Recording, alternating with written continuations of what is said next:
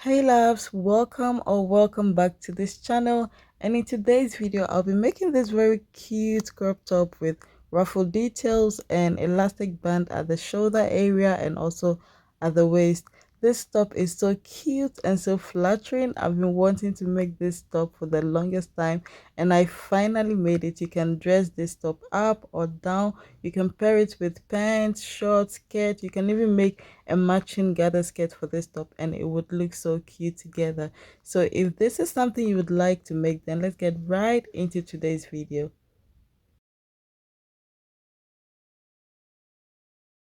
So these are the items I'll be using. I have my fabric, leftover fabric from a previous project. I have my matching thread. I have my chalk. I have my tape measure.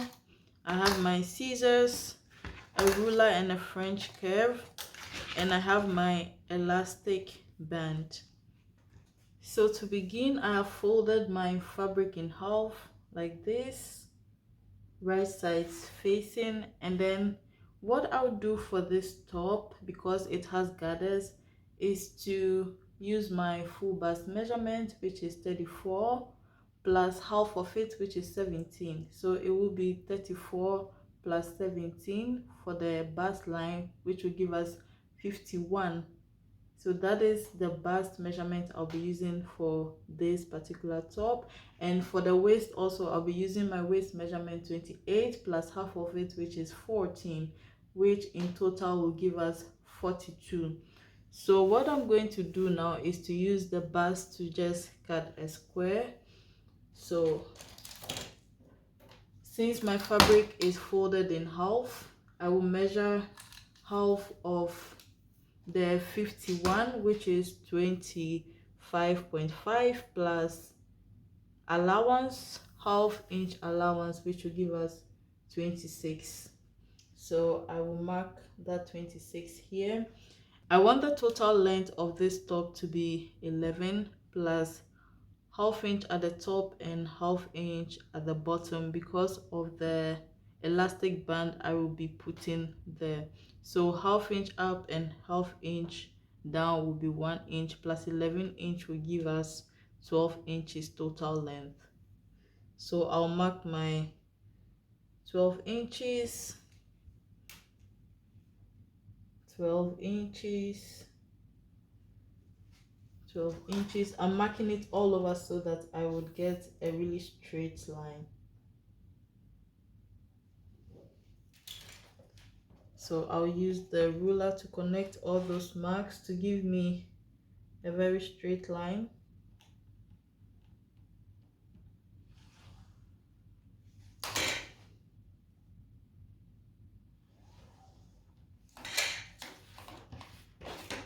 And then I will cut this part out. So this is what we have for the top, and I'll be dividing this in half, one for the front and one for the back. So once this is done, now I'm going to put the waist measurement on. So I have two pieces now, one for the front, one for the back. I'll just use the chalk to do this on the wrong side so that when I start to sew, I will know where the wrong side is and which side is the right side, because it's really hard to tell from the way the fabric is. Okay, so what I'm going to do now is to fold this in half again. And usually I know that you'd cut a straight piece of fabric and then gather everything, but I noticed that that is not so flattering, because in the end you have like a whole big balloon around your body, which is not flattering. So what I always do when it comes to making this kind of tops is to make the waist part smaller and also the bust side a little bit more smaller. That's why I didn't double the bust and the waist measurement also, because usually it's the bust measurement plus, it's twice the bust measurement, but I just added half of the bust measurement and half of the waist measurement. So I hope you understand it. And what I'm going to do next is to put in the waist measurement. So I had 21 for the waist measurement. So now that it's folded, we would have 10.5. So 10.5 plus allowance, which will give us 11. But before I would cut it, I would fold half an inch here. The allowance we had, you remember, I added half inch of allowance. So I will fold it in here and then pin it. So I will fold in half inch here. That is the allowance. I'll measure if it's correct, if it's half an inch. Yeah, and then I'll pin it down. You can iron it if you want, but I don't have an iron here at the moment, so I'm just using the pins to hold it down.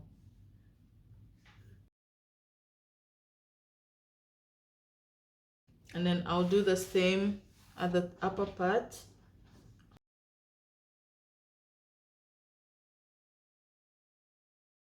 So I did this so that by the time I finish cutting, you know that sometimes when you have a slant like this, it's really hard to hem it when you're sewing it. So that is why I did this, so that we'll have the same measurement in the allowance as well, if this makes sense. All right, so I will go on and measure my 11 inches here for the waist. Remember, this is plus allowance, so this is my 11 inches, and we already have the measurement for the bust here.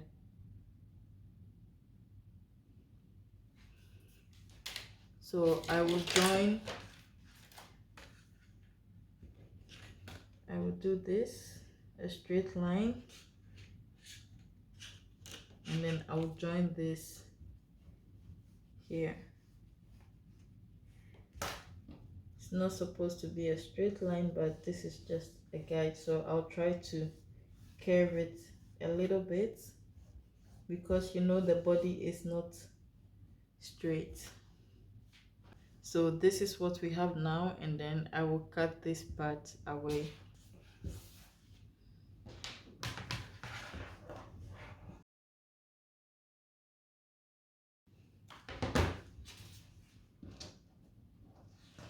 So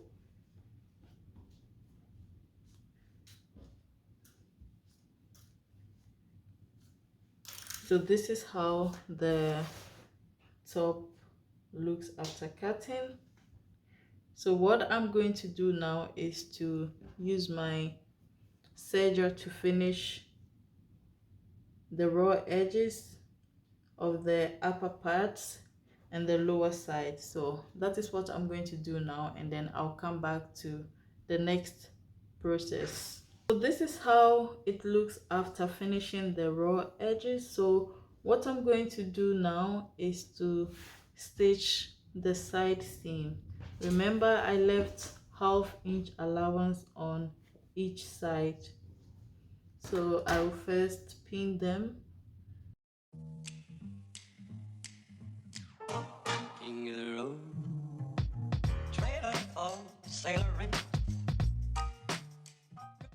I'll now head over to my sewing machine and stitch both sides. So this is what it looks like after stitching the side seams. Now everything is together. So what I'm going to do next is also finish the side seams. I'm going to finish those separately.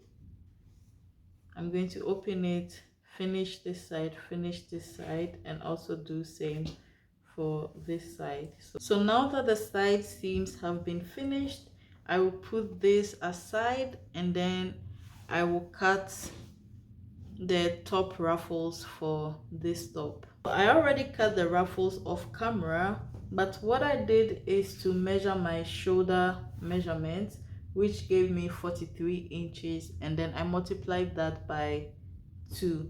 And then also this is the full length.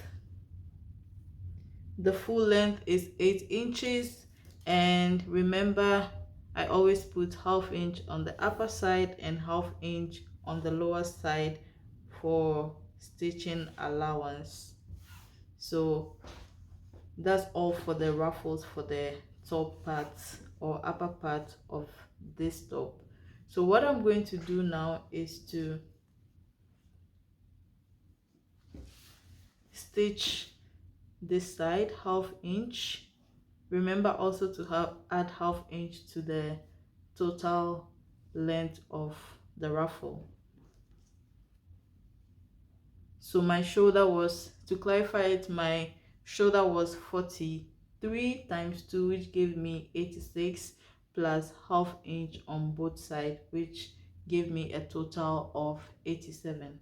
All right, I'll put all the measurements on the screen so that you would get exactly what I am saying. So now I'll go over to my machine and stitch ½ inch here and also finish the raw edges on the side. This is what I have now for the frills or ruffles. It has been stitched and the raw edges of the side seam has been finished. So what I'm going to do now is to find the mid side on the other side. So I will just notch it with my scissors just a little bit, just to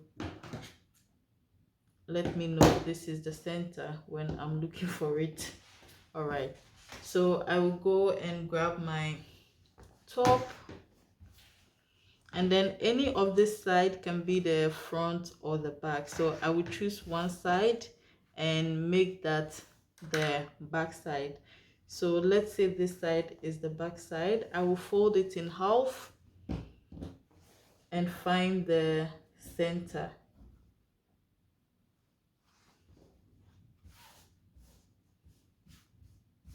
So I'll find the center, and since it has been already finished, if I cut it, the thread will start unraveling. So I'll just make sure I crease it to get the center, and then I will use the chalk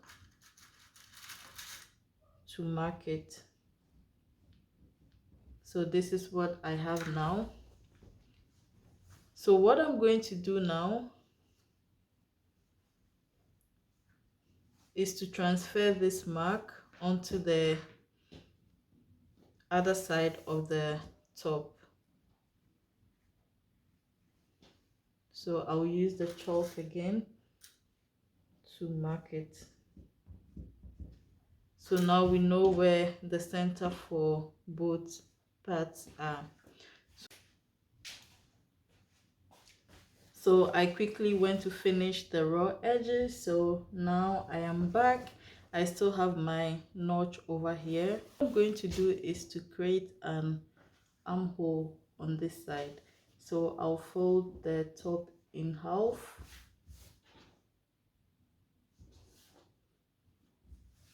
and then I would mark 3 inches. I'll mark 2½ inches here,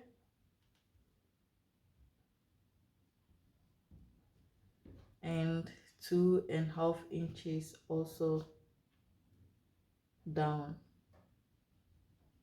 and then I'll connect them to form an armhole. You can go in a little bit more if you feel like you want more room.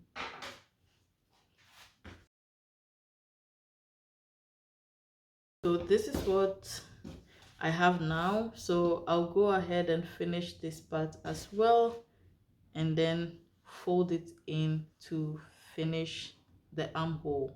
So this is how it looks like after the armhole has been finished and stitched on both sides. So I'll flip it over to the right side. Then I will grab the ruffles and also turn that to the right side and then put the top in between the ruffles.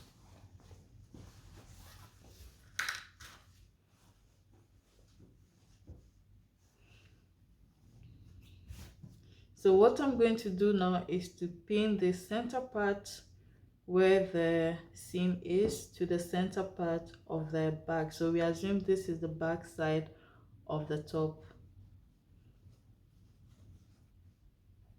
So I'll pin it there.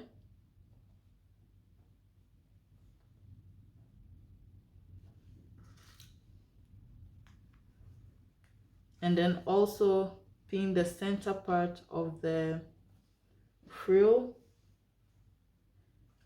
to the center part of the front. So this is the center part with the notch, and then I'll pin it to the center part here.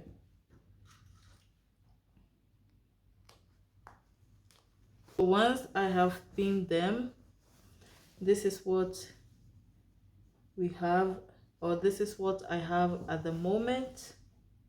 So what I'm going to do now is to turn over 1/2 inch all the way around and pin it.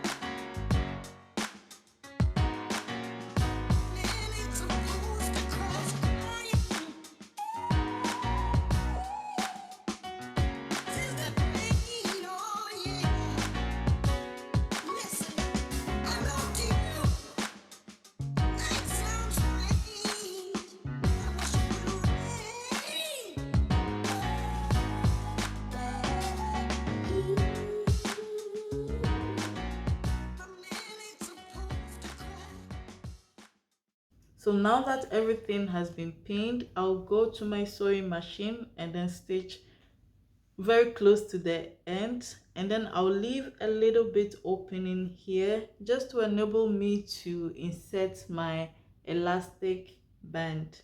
So that is what I'm going to do now, and I'll do that off camera. So I'll see you guys again once that has been done. So this is how it looks like once it has been stitched, and I left that small hole here in order to enable me insert the elastic band, as I said earlier before stitching this.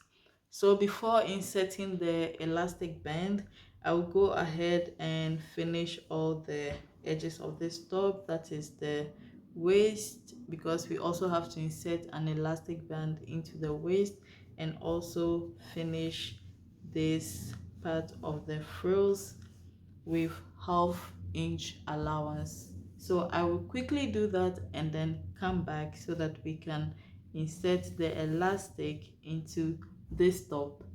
This is what I have now after everything has been finished and hemmed. And remember to leave also a space on the waist when you're hemming it to enable you to insert your elastic band like we did for the upper part of the top. So this is what I have now, and what I did is I did cut one elastic band that feels comfortable around my shoulders, and also one for my waist. So this one measures 40 inches, and then the one for my waist measures 26 inches. So depending on how wide your shoulders or your waist is, just put the elastic band round you and then check if it feels comfortable for you. So what I'm going to do now is to take this safety pin and then attach it to one side of the elastic band.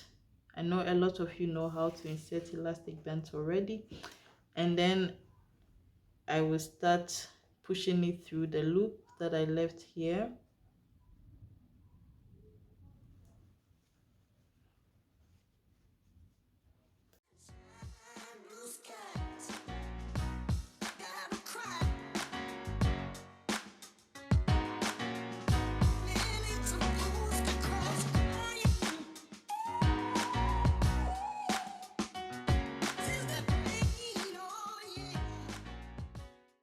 So once this comes out from the other side, I will take the safety pin off and then pin it with a normal pin.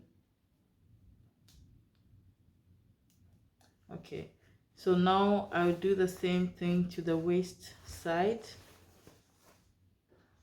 I will put the safety pin on one end of the elastic band, and then I will insert it into the space that I left.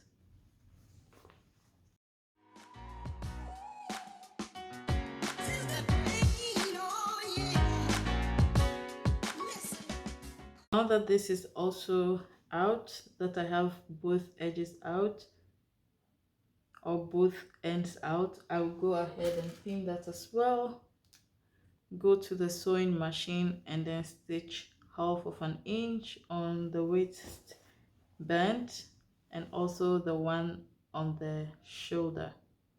And once that is stitched, I'll pull everything in and then close this hole that I left. So that is what I'm going to do now. Stay tuned, I'll be right back.